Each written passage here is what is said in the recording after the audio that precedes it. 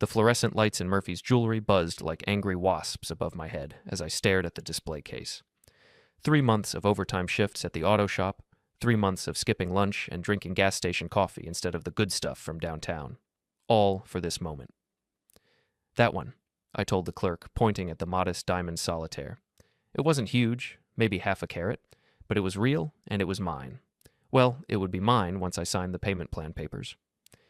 Excellent choice, Mr. Thompson, the clerk said, his smile practiced but genuine. Your girlfriend will love it. My girlfriend. Sarah. The woman I'd been dating for 2 years, living with for 8 months.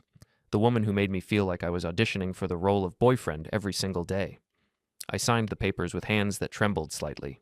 Danny Thompson, 29, auto mechanic, about to propose to the most beautiful woman who'd ever given him the time of day.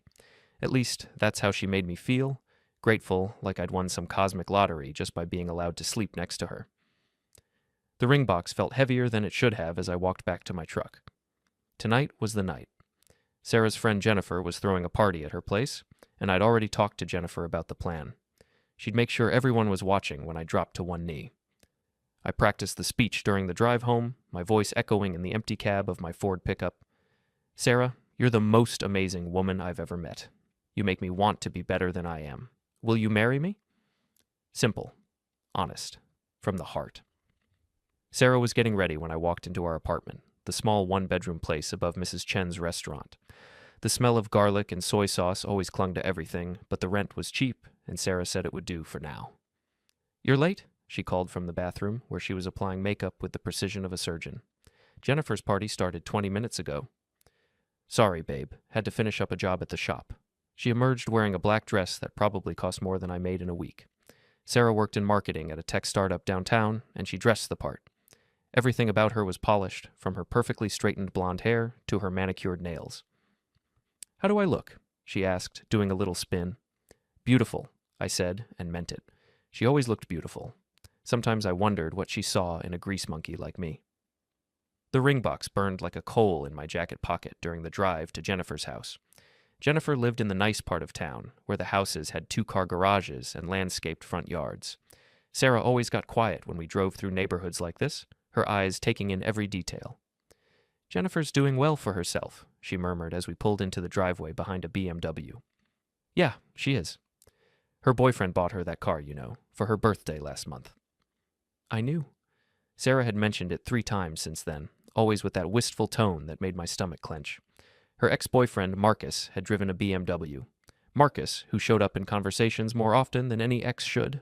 Marcus, who apparently had done everything better than I ever could. The party was in full swing when we arrived. Jennifer's living room was packed with Sarah's co-workers and friends, people who wore expensive clothes and talked about wine like it was high art. I recognized a few faces, but felt like an outsider, as usual. Danny. Jennifer spotted us first, her voice bright with artificial cheer. So glad you made it. She gave me a meaningful look. She knew about the ring, about the plan. We'd rehearsed this moment over the phone yesterday. Can I get you guys drinks? She asked. Wine for me, Sarah said. Something good, not the cheap stuff. Beer's fine, I said. Jennifer disappeared into the kitchen, and Sarah immediately gravitated toward a group of her coworkers. I followed, feeling like a dog trailing after its owner. Sarah! A woman named Amanda air-kissed her cheek. You look amazing. That dress is gorgeous. Thanks, I got it at that boutique downtown. You know, the one Marcus used to take me to. There it was. 5 minutes into the party, and Marcus had already made his appearance. I excused myself to find the bathroom, really just needing a moment to collect myself. The ring box felt like it weighed 10 pounds. In the hallway, I pulled it out and opened it, staring at the diamond that had cost me 3 months of my life. It would be enough. It had to be enough. When I returned to the living room, Jennifer caught my eye and nodded. Time to do this. Hey everyone, Jennifer called out, tapping her wine glass with a spoon. Can I get your attention for a second? The room quieted down, conversations trailing off as people turned to look. Sarah looked confused, glancing between Jennifer and me. My heart hammered against my ribs as I reached into my jacket pocket. This was it, the moment that would change everything. I dropped to one knee in the middle of Jennifer's living room, surrounded by a dozen people with their phones already out, recording. Sarah's hand flew to her mouth, her eyes wide. Sarah, I began, my voice steadier than I'd expected. You're the most amazing woman I've ever met. You make me want to be better than I am. I pulled out the ring box and opened it. The diamond caught the light, throwing tiny rainbows across the walls. Will you marry me? The room was dead silent. Sarah stared down at the ring, and for a moment, I thought she might cry. Happy tears, the kind you see in movies. Then she sighed. Oh, Danny. Her voice was flat, disappointed. She picked up the ring, holding it up to the light like she was examining a piece of questionable fruit. This is really small. Someone coughed. I heard Jennifer whisper, "Oh my God." Sarah continued, her voice growing louder, more confident. I mean, it's sweet that you tried, but if my ex were here, he would have bought me a diamond ring. A real one. This looks like something you'd get from a vending machine. Laughter. Actual laughter from someone in the crowd. My face burned like I'd been slapped. The band isn't even real gold, is it? She continued, turning the ring over in her fingers. Marcus always said you should never cheap out on jewelry. It's supposed to represent how much you value someone. I was still on one knee, frozen in place like a statue. The room spun around me, voices blending into white noise. Someone was recording this. This moment of complete humiliation was being captured for posterity. I stood up slowly, my legs unsteady. Without a word, I took the ring from Sarah's fingers and closed the box with a sharp snap. Danny, wait, Sarah started, but I was already walking away. I pushed through the crowd, past the shocked faces and whispered conversations. Jennifer tried to stop me at the door, her face pale with horror. Danny, I'm so sorry. I had no idea she would... It's fine, I said, though my voice sounded like it was coming from someone else. I drove home in silence, the ring box sitting on the passenger seat like evidence of my stupidity. Back in our apartment, I sat on the couch and stared at the wall, trying to process what had just happened. Sarah came home 2 hours later, her heels clicking on the hardwood floor. She sat down next to me, her movements careful, cautious. Danny, we need to talk. No, I said. We don't. I know I handled that badly. You humiliated me in front of all your friends. I was surprised. I didn't expect... we never really talked about marriage. I turned to look at her then. Really look at her. What did you expect, Sarah? We've been together for 2 years. We live together. What did you think this was? She was quiet for a long moment. I just thought maybe when you proposed, it would be more, like what I had with Marcus. There it was again, Marcus, the ghost that haunted our relationship. I saved for 3 months to buy that ring, I said quietly.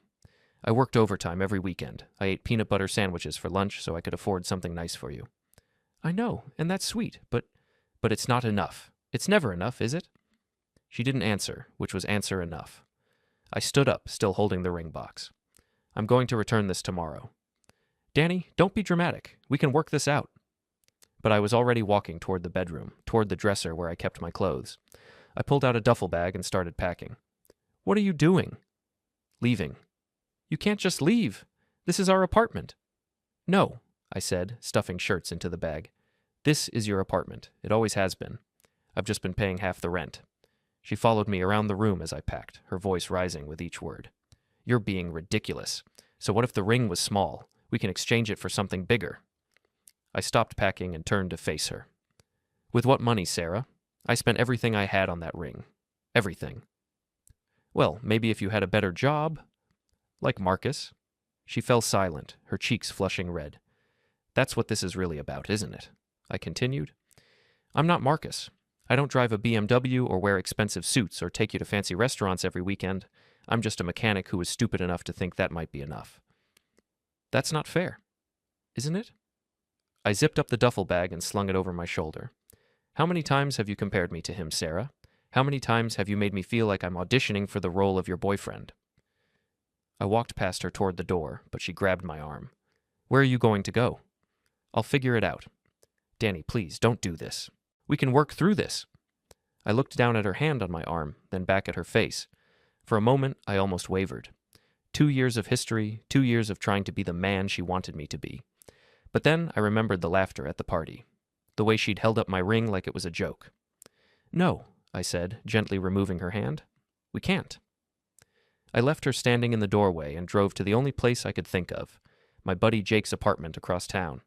Jake was a good guy, a fellow mechanic who'd let me crash on his couch until I figured out what came next. The next morning, I returned the ring to Murphy's jewelry. The clerk's face fell when he saw me coming. Didn't work out? He asked gently. No, I said. It didn't. He processed the return without asking questions, handing me back most of my money minus a restocking fee. I walked out of that store feeling lighter somehow, like I'd finally put down a weight I'd been carrying for too long.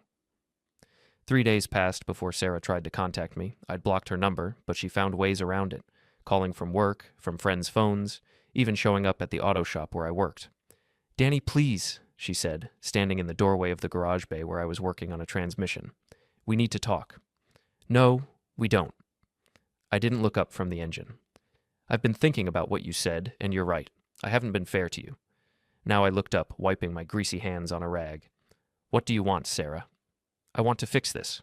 I want us to try again." "Why?" The question seemed to catch her off guard. "What do you mean, why?" "I mean, why do you want to fix this? Because you love me? Because you can't imagine your life without me? Or because you're realizing that maybe I wasn't so bad after all?"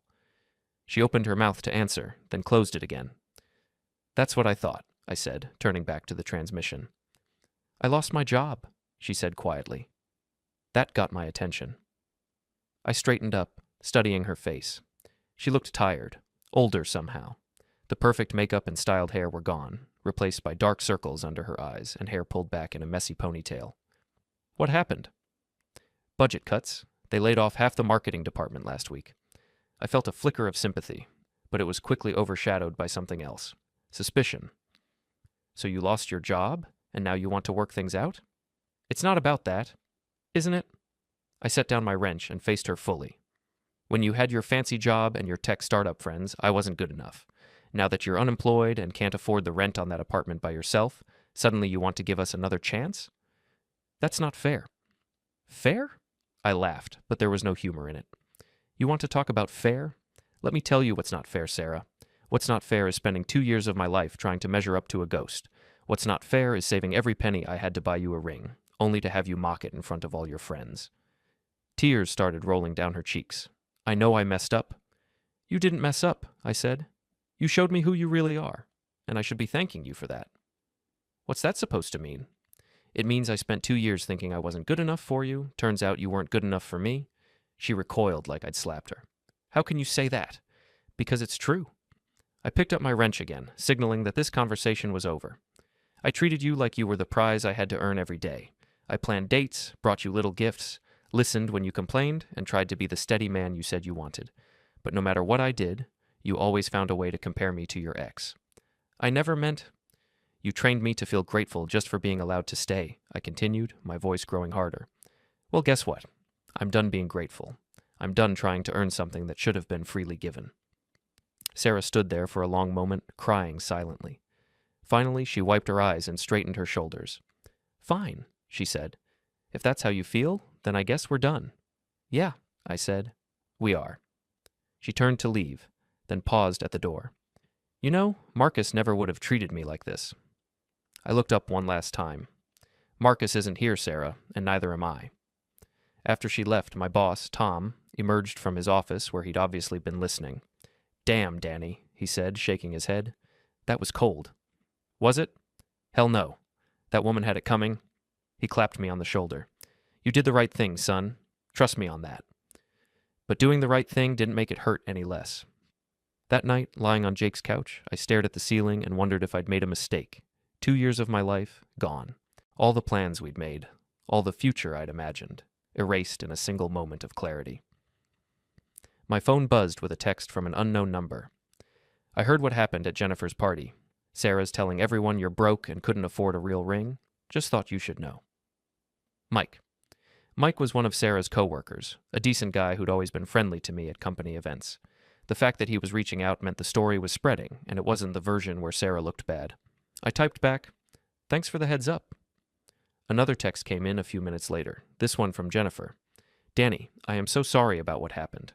I had no idea Sarah would react like that. Everyone's talking about it, and most people think she was way out of line. At least some people saw the truth, but it didn't matter. The damage was done, and I was ready to move on." The next few weeks fell into a routine. Work during the day, apartment hunting in the evenings, sleeping on Jake's couch at night. I found a small place across town, nothing fancy but clean and affordable. For the first time in 2 years, I was making decisions based on what I wanted, not what would impress someone else. I was painting the living room of my new apartment when Jake showed up with pizza and beer. "How you holding up?" he asked, setting the food on my makeshift table, a piece of plywood balanced on two sawhorses. "Good," I said, and meant it. Really good. "You sure? Because you've been pretty quiet lately." I set down my paintbrush and cracked open a beer. "You know what the weird thing is? I feel relieved." "Relieved?" "Yeah, like I've been holding my breath for 2 years, and I can finally exhale." Jake nodded knowingly. "I never liked her, you know." "You never said anything." "Wasn't my place. But she always made you seem smaller somehow, like you were apologizing for existing." He was right. I had been apologizing for existing, trying to make myself worthy of someone who would never see me as an equal. "What are you going to do now?" Jake asked. "Live my life," I said. For me, this time. It sounded simple, but it was the hardest thing I'd ever done. Learning to make decisions without second-guessing myself, without wondering what Sarah would think. Learning to believe that I was enough, just as I was. 3 months later, I was a different man. I'd gotten a promotion at work. Tom made me assistant manager, recognizing skills that Sarah had always dismissed. I'd joined a softball league, something I'd wanted to do for years, but Sarah had thought was juvenile. I was dating again, nothing serious, just enjoying the company of women who seemed to actually like spending time with me. That's when Sarah called. I almost didn't answer. I'd unblocked her number weeks ago, figuring enough time had passed that it didn't matter anymore. But curiosity got the better of me. "Hello? Danny?" Her voice was shaky, uncertain. "It's me." "I know. I need to talk to you. Can we meet somewhere?" "What for?" "Please. Just please." Against my better judgment, I agreed to meet her at a coffee shop downtown. Neutral territory, public place, easy to leave if things got uncomfortable.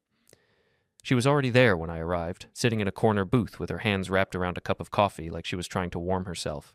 She looked different, thinner, paler, like the polish had been stripped away to reveal something more fragile underneath. "Thanks for coming," she said as I sat down across from her. "What do you want, Sarah?" She took a shaky breath. "I wanted to apologize. Really apologize, not just say I'm sorry because I want something from you." I waited, saying nothing. "I've had a lot of time to think about what happened between us," she continued. "About the things you said. You were right about everything." "Was I?" "I did compare you to Marcus constantly. I did make you feel like you had to earn my love every day, and I did humiliate you at that party in the worst possible way." She was crying now, tears streaming down her face without any attempt to wipe them away. "I don't know why I did those things," she said. "Maybe because Marcus made me feel small, so I needed to make someone else feel smaller. Maybe because I was scared of being happy with someone who actually treated me well. I don't know." "What happened to Marcus?" I asked. She let out a bitter laugh. "He's married. Has been for 6 months. To his secretary, if you can believe that cliche. I found out through Facebook." So the ghost that had haunted our relationship had moved on, leaving Sarah to face the reality of what she'd thrown away. "I'm sorry," I said, and meant it. "Are you? Really?" "Yeah. I know what it's like to have someone make you feel like you're not enough." She flinched at that, understanding the implication. "I lost everything," she said quietly. "My job, my apartment, most of my friends. Jennifer won't even return my calls anymore." "I'm sorry to hear that." "Are you happy?" she asked suddenly. "Without me, I mean?" I considered the question seriously. "Yeah, I am." "Good." She wiped her eyes with a napkin. "That's good. You deserve to be happy." We sat in silence for a few minutes, the weight of 2 years settling between us like dust. "I should go," I said finally. "Danny?" I paused, half standing. For what it's worth, I loved you. I know I had a terrible way of showing it, but I did love you. I looked at her for a long moment, seeing not the woman who had broken my heart, but the broken woman she'd become. "I know," I said, "and for what it's worth, I forgive you." I left her there in the coffee shop and walked out into the afternoon sun, feeling lighter than I had in months. It was over. Really, truly over. No more anger, no more resentment, just the clean slate of a life lived for myself. 6 months after that meeting in the coffee shop, I was living a life I barely recognized as my own. The promotion at work had led to another promotion, and I was now managing my own bay with 3 mechanics under me. I'd moved into a bigger apartment, bought a new truck, and started taking evening classes in business management. But the biggest change was Lisa. I met her at the softball league. She was the scorekeeper for another team, a kindergarten teacher with dark hair and green eyes who laughed at my terrible jokes and never once mentioned an ex-boyfriend. Our first date was dinner at a local diner, nothing fancy, and she seemed genuinely happy to be there. "So you're a mechanic," she said, cutting into her meatloaf. "That must be satisfying, fixing things." "It is," I said. "There's something honest about it. A car either runs or it doesn't. You can't fake your way through it." "I like that," she said. "Kids are the same way. They see right through any BS you try to pull." We talked for 3 hours that night, about everything and nothing. She told me about her students, about the little boy who brought her dandelions every morning, and the girl who insisted on wearing a superhero cape to class. I told her about restoring classic cars in my spare time, about the 1967 Mustang I was slowly bringing back to life in my garage. "I'd love to see it sometime," she said. "Really, it's nothing fancy, just a hobby." "The things we're passionate about are never just anything," she said. That was Lisa. She saw the value in things that others might dismiss. She saw the value in me. We'd been dating for 4 months when she brought up the future for the first time. We were walking through the park after dinner, her hand warm in mine. "Danny, can I ask you something?" "Shoot." "Where do you see this going? Us, I mean?" The question should have terrified me. With Sarah, any talk of the future had felt like a test I was destined to fail. But with Lisa, it felt like a conversation between equals. "Honestly, I see it going wherever we want it to go. I'm not in a hurry, but I'm not going anywhere either." She smiled. "Good. Because I really like you, Danny Thompson." "I really like you too, Lisa Martinez." That night, lying in bed beside her, I thought about the man I'd been a year ago. The man who measured his worth by someone else's approval, who apologized for taking up space in his own life. That man felt like a stranger now. My phone rang at 7 the next morning. Unknown number, but I answered anyway. "Danny?" The voice was familiar, but unexpected. "Jennifer?" "Yeah, hi. I'm sorry to call so early, but I wanted to give you a heads up about something." I sat up in bed, careful not to wake Lisa. "What's going on?" "It's about Sarah. She's been having a rough time since you guys broke up." "I know. We talked a few months ago." "It's gotten worse. She lost her apartment last month, and she's been staying with different friends. She asked if she could stay with me, and I said no." "Okay." "The thing is, she's been telling people that you ruined her life, that you turned all her friends against her somehow. She's even saying you sabotaged her job." I rubbed my forehead, feeling the familiar weight of Sarah's drama settling on my shoulders. "That's not true, and you know it." "I know. But she's gotten pretty desperate, and desperate people do stupid things. I just thought you should know in case she tries to contact you." "Thanks for the warning." "Danny, for what it's worth, I'm glad you got out when you did. She's not the person I thought she was." After Jennifer hung up, I sat in the quiet of my bedroom, watching Lisa sleep. Her face was peaceful, free of the tension that had always seemed to hover around Sarah. This was what a healthy relationship looked like. No drama, no games, just two people who enjoyed being together. I made coffee and was reading the newspaper when Lisa emerged from the bedroom, wearing one of my t-shirts and looking adorably rumpled. "Good morning," she said, kissing my cheek. "Morning, beautiful." She poured herself coffee and sat beside me at the kitchen table. "Everything okay? You look thoughtful." I told her about Jennifer's call, about Sarah's apparent downward spiral. Lisa listened without interrupting, her expression growing more concerned. "Do you think she'll try to cause trouble for you?" she asked. "I don't know. Maybe." "Are you worried?" I considered the question. A year ago, the answer would have been yes. I would have been terrified of Sarah's potential for destruction, of her ability to make me feel small and worthless. But now? "No," I said. "I'm not worried." "Why not?" "Because she can't hurt me anymore. The worst thing she could do to me was make me believe I wasn't worth loving. I don't believe that anymore." Lisa reached across the table and took my hand. "Good. Because you're worth loving, Danny Thompson. More than you know." 2 weeks later, Sarah made her move. I was at work when Tom called me into his office, his expression grim. "We've got a problem," he said, closing the door behind me. "What kind of problem?" "Someone called the Better Business Bureau and filed a complaint against the shop. They're claiming we overcharged them and did unnecessary work on their car." My stomach dropped. "Who filed the complaint?" Tom consulted the papers on his desk. "Sarah Mitchell says here she brought her car in for an oil change and we talked her into $1,000 worth of repairs she didn't need." "Sarah's never brought her car here," I said. "She drives a Honda Civic that she takes to the dealership for service." "I know that, and you know that, but the BBB doesn't know that. They're sending an inspector next week." I felt the old familiar rage building in my chest, the helpless anger of being attacked by someone who knew exactly how to hurt me. But then I took a deep breath and let it go. "What do you need from me?" I asked. "Nothing. I've got all the documentation I need to prove this is bogus. I just wanted you to know what was happening." "Tom, I'm sorry about this. If you want me to, stop right there," he said firmly. "This isn't your fault, and I'm not about to let some bitter ex-girlfriend mess with my business or my employees. We'll handle this the right way, through proper channels." The BBB investigation lasted exactly 1 day. Sarah's story fell apart the moment they asked for her service records, which didn't exist because she'd never been a customer. The complaint was dismissed, and a note was added to her file about filing false claims. But Sarah wasn't done. The next attack came through social media. She created fake accounts and started posting reviews of the auto shop, claiming we were dishonest and incompetent. She posted on neighborhood forums, warning people to stay away from Danny Thompson and his crooked garage. This time, I fought back. I screenshot every fake review, documented every false post, and compiled a file of evidence. Then I called a lawyer. "This is harassment," the lawyer told me after reviewing the evidence. "Clear-cut case? We can get a restraining order and possibly pursue damages." "What would that involve?" "We'd have to prove financial harm to your business, emotional distress to you personally. Given the documentation you've provided, it shouldn't be difficult." I thought about it for a week. The old Danny would have been terrified, would have tried to placate Sarah somehow, would have taken the abuse and hoped it would stop. But I wasn't the old Danny anymore.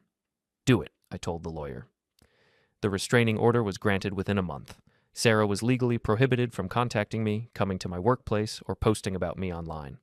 The judge was particularly unimpressed with the fake business reviews, calling them a malicious attempt to damage someone's livelihood. I thought that would be the end of it. I was wrong. The call came on a Tuesday night in October. I was at Lisa's apartment, helping her grade papers while she made dinner. "Danny Thompson?" The voice was professional, official. "Yes?" "This is Officer Martinez with the city police. We have a Sarah Mitchell here who claims you've been stalking and harassing her. She wants to file a report." I nearly dropped the phone. "That's not true." "Can you come down to the station? We'd like to get your side of the story." Lisa looked up from her papers, concern written across her face. I mouthed, "Police," and she immediately stood up. "I'll be right there," I told the officer. The police station was a 10-minute drive from Lisa's apartment. She insisted on coming with me, holding my hand in the waiting room while we waited for Officer Martinez. No relation, as it turned out, to call me back. "Mr. Thompson?" Officer Martinez was a middle-aged woman with kind eyes and a no-nonsense demeanor. "Thank you for coming in." She led me to a small interview room where Sarah was already waiting. She looked terrible, thin, hollow-eyed, like she hadn't slept in weeks. When she saw me, her face twisted with an emotion I couldn't quite identify. "That's him," she said to the officer. "That's the man who's been stalking me." "I haven't been stalking anyone," I said calmly. "I have a restraining order against her, not the other way around." Officer Martinez consulted her notes. "Ms. Mitchell, you said Mr. Thompson has been following you, calling you, showing up at your workplace?" "Yes. He's been driving by my apartment, and I saw him at the grocery store last week. He's trying to intimidate me." "Sarah," I said, keeping my voice level, "I live across town. I shop at Miller's Market on 5th Street. I haven't been anywhere near your apartment." "You're lying," Officer Martinez held up a hand. "Ms. Mitchell, do you have any evidence of this alleged stalking? Photos, witnesses, phone records?" Sarah's face flushed red. I don't need evidence. I know what I saw." The officer turned to me. "Mr. Thompson, can you account for your whereabouts last Tuesday evening? That's when Ms. Mitchell claims you were outside her apartment." "I was at my girlfriend's place. We went to dinner at Romano's, then went back to her apartment. I have the receipt from dinner, and her neighbors probably saw us." "I can verify that," Lisa said from the doorway. Officer Martinez had apparently called her in as well. "This is ridiculous," Sarah snapped. "He's turned everyone against me. He's poisoned all my friends, got me fired from my job, and now he's trying to make me look crazy." "Ma'am," Officer Martinez said gently, "I'm going to need you to calm down." "Don't tell me to calm down. This man ruined my life." I looked at Sarah, really looked at her, and for the first time, I felt sorry for her. Not the patronizing pity I might have felt before, but genuine sadness for a person who had lost her way completely. "Sarah," I said quietly, "I didn't ruin your life. You did that all by yourself. How dare you? I never called your boss, and I never talked to your friends about you. I never did anything except walk away from a relationship that was making both of us miserable. That's not true? It is true. You humiliated me at that party, and I left. That's it. Everything that happened after that was your choice. Officer Martinez was taking notes, her expression neutral but alert. The only contact I've had with you, I continued, was when you came to my workplace asking for money and when you called me to meet at the coffee shop.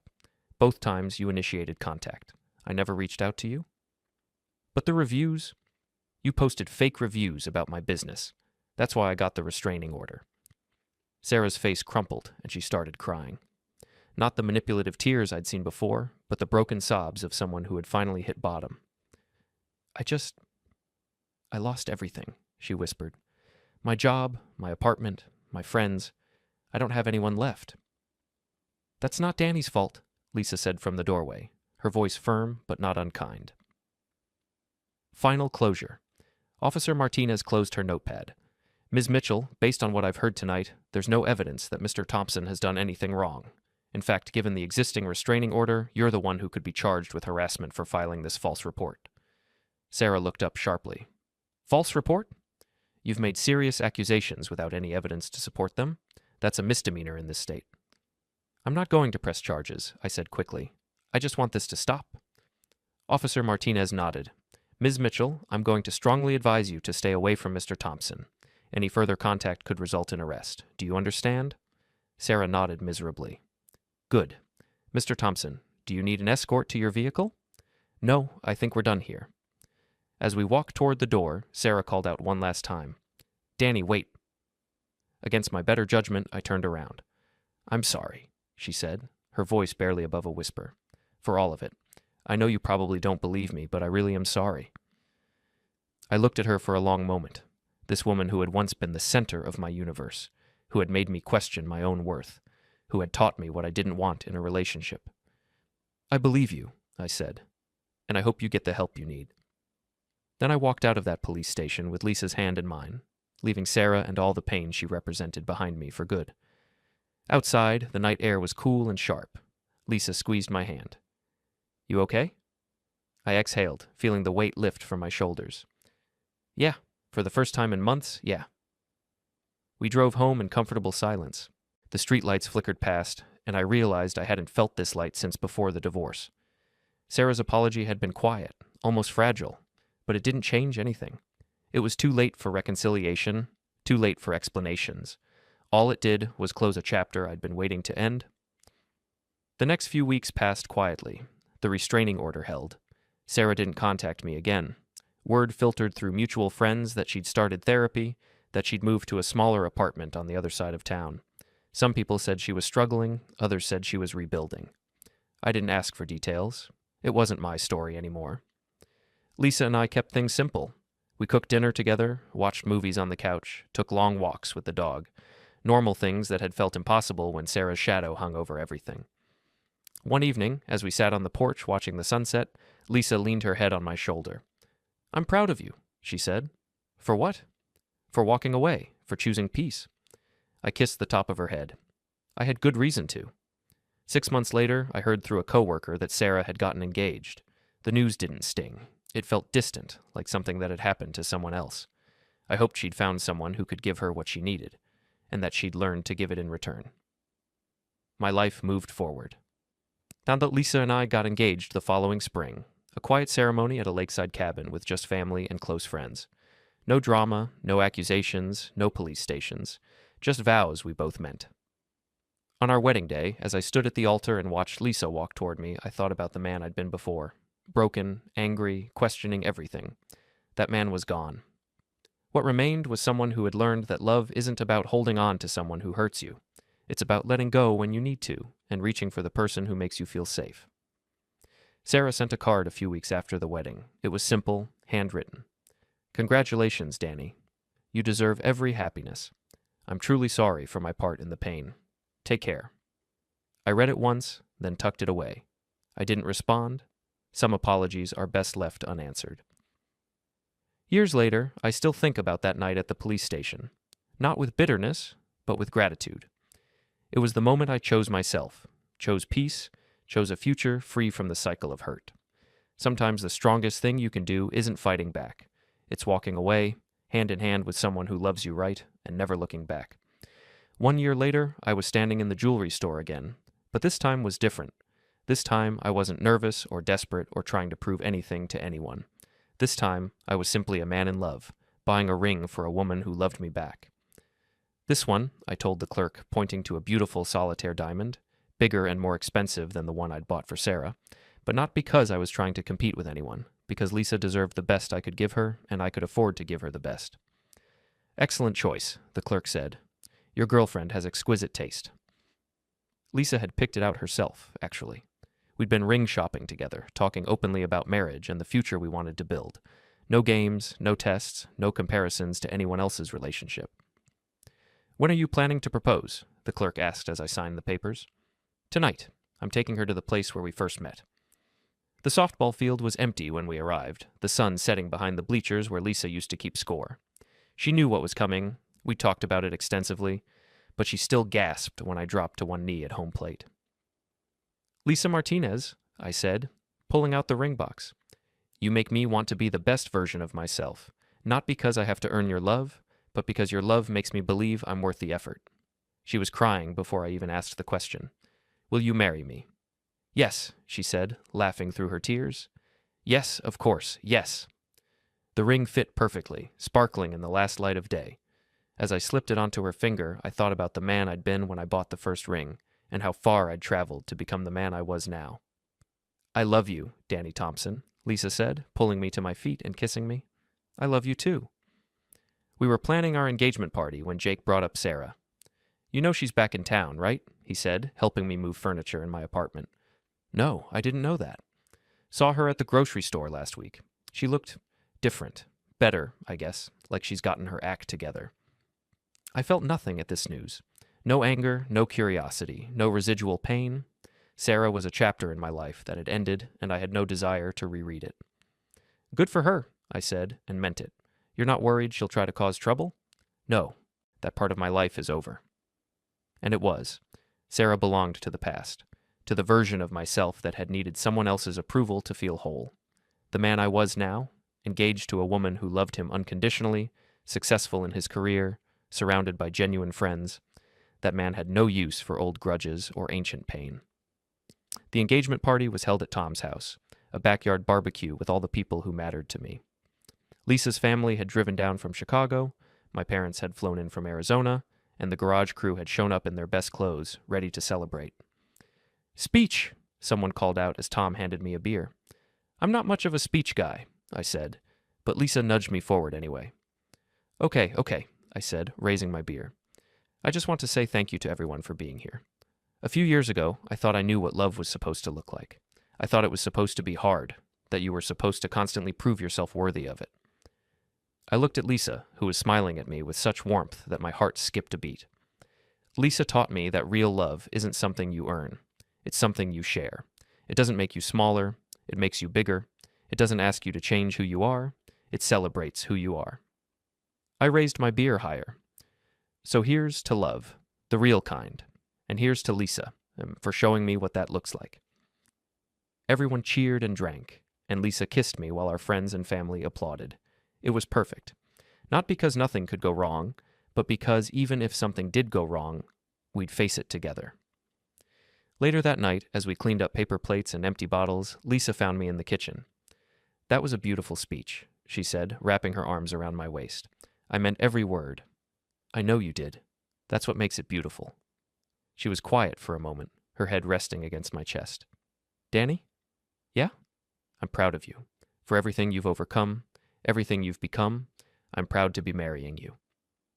I held her tighter, thinking about the journey that had brought me to this moment. The pain, the humiliation, the slow rebuilding of my self-worth, all of it had led me here, to this kitchen, to this woman, to this life I'd built for myself. I'm proud of us, I said. 6 months later, we were married in a small ceremony at the park where we used to walk.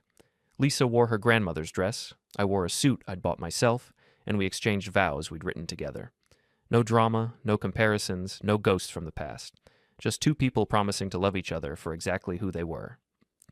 As we danced to our first song as husband and wife, I caught sight of a familiar figure standing at the edge of the park. Sarah, watching from a distance, her face unreadable. For a moment, our eyes met across the crowd of wedding guests. She raised her hand in a small wave, not a gesture of interruption or drama, but of acknowledgement, maybe even approval. Then she turned and walked away, disappearing into the evening shadows. "Who was that?" Lisa asked, following my gaze. "No one important," I said, spinning her around as the music swelled. And it was true. Sarah was no one important, not anymore.